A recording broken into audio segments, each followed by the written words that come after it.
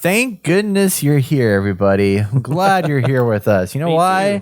Because we're reviewing that game. Thank goodness you're here. That's not confusing at all. Not confusing at all. There's a lot of stuff that's actually kind of confusing in this game, but in a good way, in a fun way. Fun. So last year, there was a lot of indie games that came out. We talked a lot about all the indie games that were released throughout the year. Earlier in the year, I played Manor Lords, Balatro, I guess they call it now. Later on in the year, more stuff started coming out. But one game that I never got a chance to play until the tail end of the year was Thank Goodness You're Here. This is a game made by Cole Supper. They are a two-person studio based out of Britain.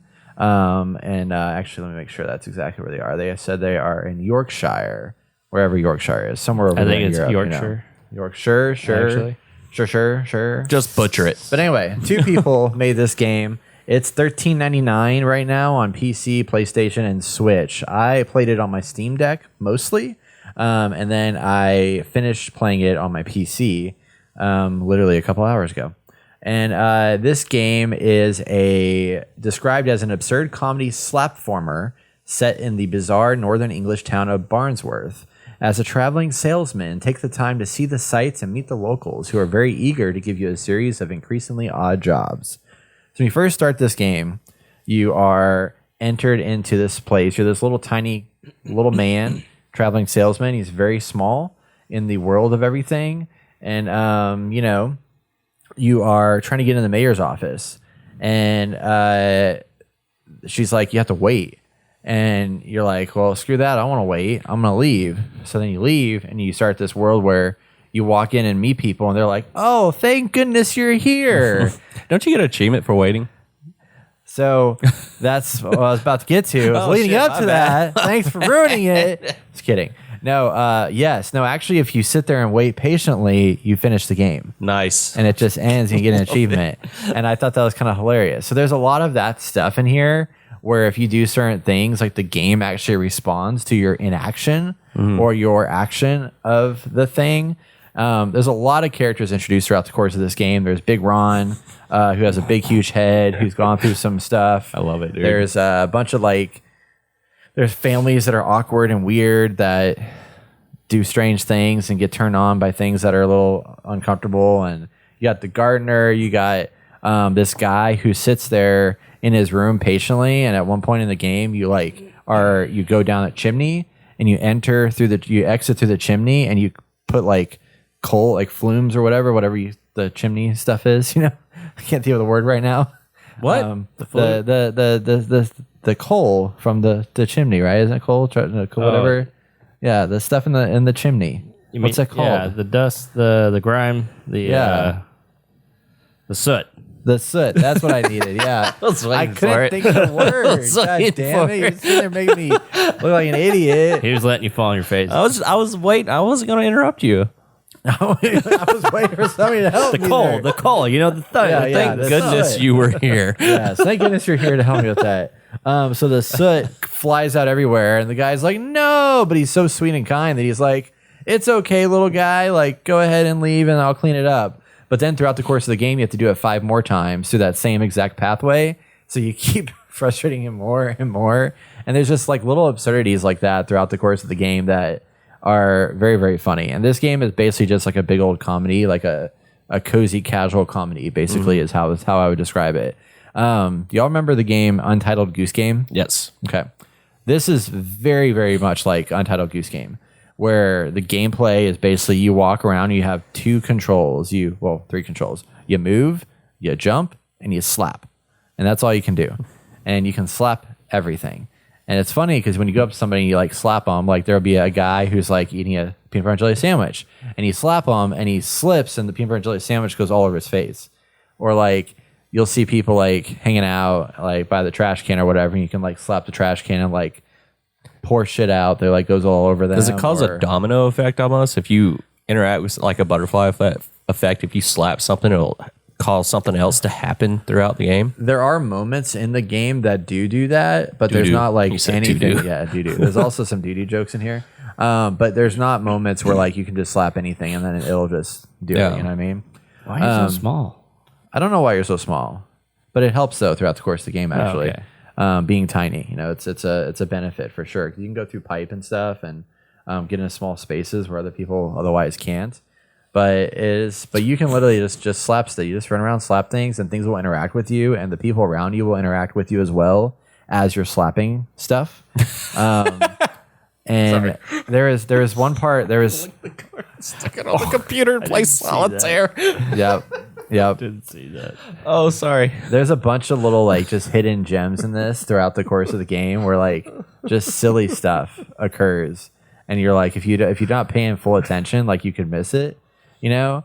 But it's like you basically have like 4 areas you go through, and these areas evolve throughout the course of the game based off. So there actually is, I guess, a butterfly effect in a way. Okay. Because like this guy right here, for example, the first guy you encounter is a dude that has his hand stuck in a grate.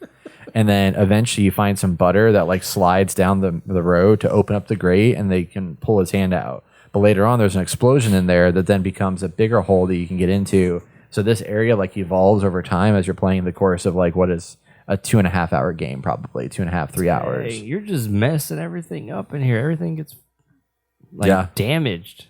Yeah, you just beat the shit out of everything. It's just nobody cares. It's totally fine. Well, no one knows currently. They'll be like, "Why is everything beat up?" But all the humor in this game is unreal. It's some of it. I mean, it's British humor. So like, if you don't like British humor, it's a little bit more of a struggle to get through. But there's so many different types of characters that have something different to say every time you encounter them, which I think is interesting. They've got a really smartly designed script that over time, when you pass by these characters, they're doing something different, interacting in a different way. You know, new areas open up as time goes on, like this fried chicken place eventually you can get into later on in the game. All these different things that occur that will evolve over the course of the game. I think Jason needs to play this game. I know. This is humor right there. That was pretty funny. This guy was trying to open up his store. You go over there and help him. He opens it up. It's just a brick wall. It says Nick's Bricks. He's like, yeah. Just wait. There's a story that evolves from that later on. That's too. awesome. Cool. So the one thing about this game though that was kind of a turnoff for me was that because it's so open-ended, like there's no direction whatsoever. So you just go to somebody and they say, hey, this one guy, for example, is trying to clean this lady's fryer in her like office where she like makes like fried fish and stuff. You're trying to fix the fryer and help the guy, and he's like, I need you to get a screwdriver. But they don't tell you where to get a screwdriver. They just say, hey, you need to go get a screwdriver somewhere. And then so you go around like all of the map trying to figure out where the screwdriver is. So like if you don't know what you're doing, you like could be running around forever until you find the thing that actually leads you to the path you need to go to make the thing happen. And yeah, this is fun. Yeah, this is a fun part here. You're mowing the lawn, and then eventually These two flowers are talking about how much they love each other. It's like, oh, there's just another flower. Let's move on. Yeah. Oh my god. Yeah, there's a lot of silly bits in here, and you get achievements for everything, and I love it too because like you'll be playing through the game and you're like trying to do this thing, and then you eventually realize, oh, maybe I can do this to counter like impact this to open this up, and then if you do that, then it like pops up on a screen with like beautiful, like lovely music that's like the achievement name with like a design background and stuff like that, in addition to the Steam achievement popping up. Yeah. But it's like they intentionally are pushing like you to achieve these things inside of the game. And some of it you don't have to do. It's optional. But if you do it enough, like there was one point I was inside of I was baking a pie, and I go in this little like pie machine, and I was like, what do I do here? And I just like kept pressing the button and just mashing it, and you start just like more and more, like smoke starts pluming out of your like little pie machine, and you do it more and more and more and more and more. And then she just like smoke goes everywhere, and it blows open the front of the door, and everything just goes to shit. And it's just silly and hilarious. But I think it's just so clever that there's stuff like this that exists. No. To be like a what do you call it? A kind of a palate cleanser between big games. You know what I mean? Yeah. Because like I've been playing Dragon Age. It's a big, huge, massive game. This is something I can sit down with my Switch and just like play a couple minutes of if I want to, play an hour, finished it really fast.